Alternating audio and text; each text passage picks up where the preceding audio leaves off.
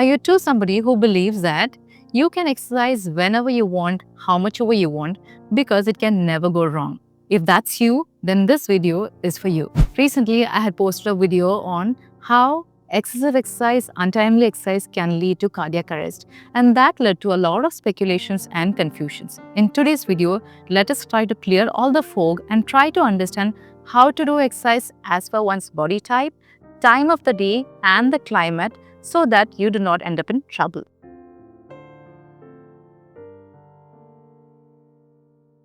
As per the latest understanding, the whole idea of workout is just to get rid of excess calories and the fat one has in their body. But as per Ayurveda, the whole understanding is different. It is to take care of three factors. One, to kickstart your appetite, the very same hunger that most of us feel after a workout. Second is to take care or metabolize the ama or inflammation that sets in because of our choice of food, then lifestyle, and sleep pattern the previous day or during the last couple of days. And the third one is to take care of the kapha imbalance because of the choice of food like creamy, cheesy, heavy, greasy food disproportionate to the body's requirement, or sedentary lifestyle, daytime nap, or excessive sleep. All of these can lead to kapha imbalance, thereby leading to excess mucus, allergies, skin irritations, skin rashes, etc. So this is the reason why you work out as per Ayurveda. Now, if somebody does not possess excess ama or kapha, what can happen? It can lead to ojikshaya or degeneration. And that is why some of us feel extremely tired after a workout. In fact, Ayurveda gives you a clear-cut understanding how much to exercise. One, we should be exercising only 50% to our stamina, which means do not work out until you are drop dead. In that case, you have just exhausted the good energy in you. And the second one should start breaking into sweat on their forehead, chest, underarms, and even thighs. Or at least you should start feeling thirsty. If you work out unto this point, you have worked out just enough. And if you see, the point of thirst, the point of sweating, and the point at which you start feeling energized and not exhausted changes during the time of the day and the season. And that is why it is important to understand each one of these before you start working out blindfolded. So now let's get into a couple of questions that came as comments under this video. First one, evening workout gave me peace and morning workout leaves me exhausted. Before I comment on that, I would like to know, when do you go to bed? When do you wake up?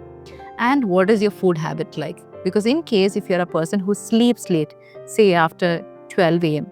and wakes up by 9 o'clock, then in that case, working out after 9 a.m. is definitely going to make you feel exhausted. Are COVID vaccines a reason for increased heart attacks? Clots caused by COVID vaccine, is that one of the reasons? There are no proven research reports to confirm the same, but definitely we have seen the rise in number of strokes and heart attacks ever since COVID.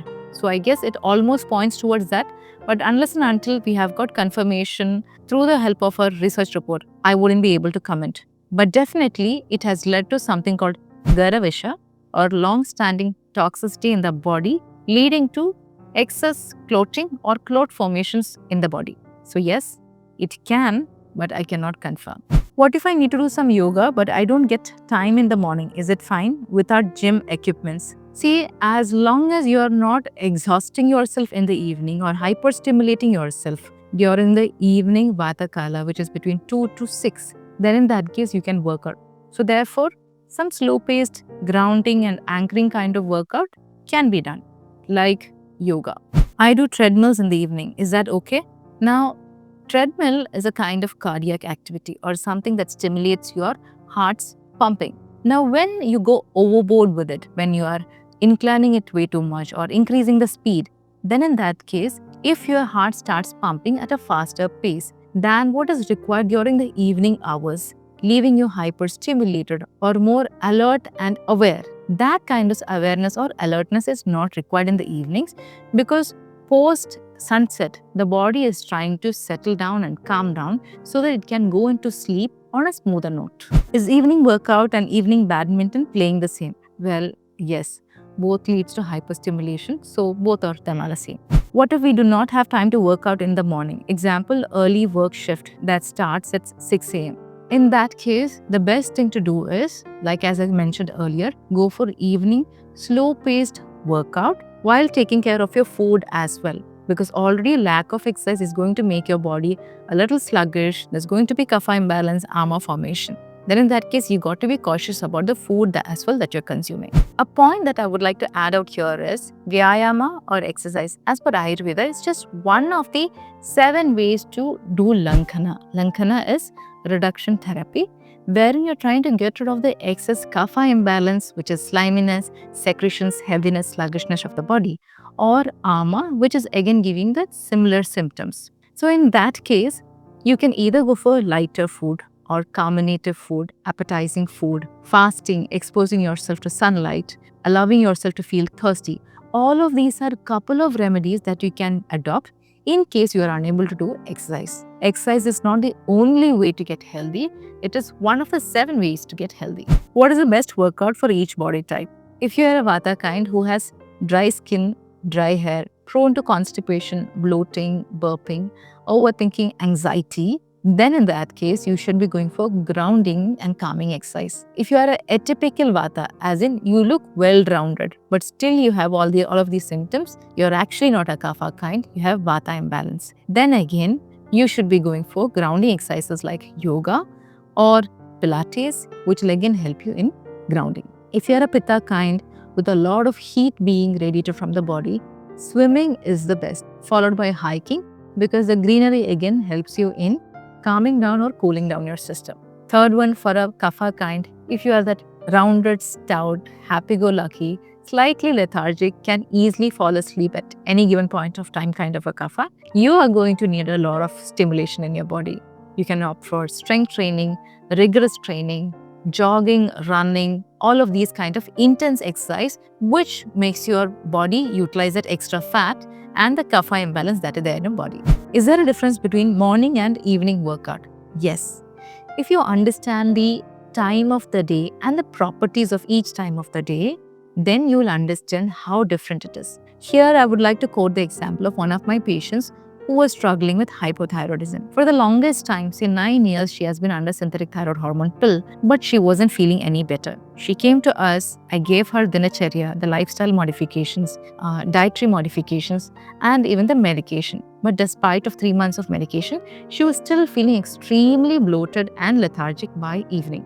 So after 3 months of treatment, we started dissecting her dinacharya or lifestyle. And I got to see that there was this 3 p.m. yoga, intense yoga that she was trying to do. And this was after lunch at 1 p.m. Now, what this was leading to is she was working out at the middle of the day when the Vata is rising. Second, she was working out with the food in her body. When you work out with food in your body, just like what happens when you have pre-workout snacks, all of these leads to indigestion because you're working out more, where the blood circulation is now more focused on the extremities and not focused on digesting the food that is there in the stomach. This leads to formation of inflammation, and end result, by the time it is time for dinner, she was not hungry and rather she was feeling indigestion, which led to bloating. Can you work out the same throughout the year?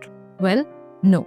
If you see, during summers, your stamina is comparatively very less and you're already dehydrated. If you go back to the basic criteria as being mentioned by Ayurveda, one should be working out only 50% of your stamina, or until you start sweating or until you start feeling thirsty. Now, all of these are already attained halfway through during summers. Therefore, during summers, you should be working out only 50% of your capacity. The rest of the year, say during monsoons, then spring, you will have excess amount of kapha imbalance in you. You can work out as much as you want or until you feel energized and not exhausted.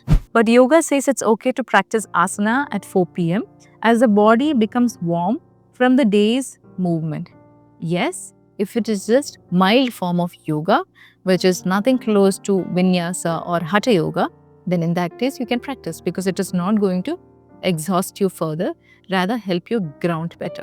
So what is the connection between drinking coffee and heart attack? This was one of the points that I had mentioned in the reel, stating excessive consumption of coffee can also lead to heart attack. But how? If you understand the property of coffee, you know that it is astringent in taste, and it is heating in nature. As per modern science, it is because of the presence of caffeine. But as per Ayurveda, as a whole, coffee has this particular property which only gets reduced when you add something cooling to it or shitavirya to it. Say it can be cane sugar, which is unprocessed, or it can be milk. Cow's milk ideally. None of these are being approved nowadays, but it is only the overconsumption of the same that can lead to complication. Now coming back to our topic, how can coffee lead to heart attack? As per Ayurveda, heart diseases are of 5 kinds. Vata, Pitta, Kapha, the 3 together in combination, which is Sanipata and Krimija, because of worm infestation or because of microbial infestations. If you understand in the first 2 varieties, any activity that stimulates the body disproportionately, say excessive exercise, evening exercise, stress, all of these leads to increase in Vata, therefore giving you Vatika Hridroga or the Vata kind of stabbing heart pain. The next kind is the Paitiga or the Pitta kind of Hridroga or heart disease, wherein there is a burning sensation associated with pain, and this kind of disease happens when you have more of heating foods. The best example being coffee. So when you consume more amount of coffee, especially by a by birth Vata kind or a by birth Pitta kind, then in that case your body's tolerance to this kind of dryness and heat together in combination is already compromised. Then in that case, when you consume more, say 2, 3 or even 4 cups of coffee, it can lead to complications in such individuals unless and until you are pairing it with other grounding food like a heavier meal, or when you pair it with nuts, dry fruits, or even cow's milk. In that case, the heating and drying property of the same gets reduced. The whole idea is to understand the balance between all of this and not just recommending any random remedy to the entire population, because each one of us are different. So coffee can be helpful in somebody with inflammation, not the heated kind, but the kapha kind of inflammation, and in case of kapha imbalance. Otherwise, in the long run, it will just give you complication, which is why some of us are unable to have coffee after a certain age, after a certain time, or in certain climate.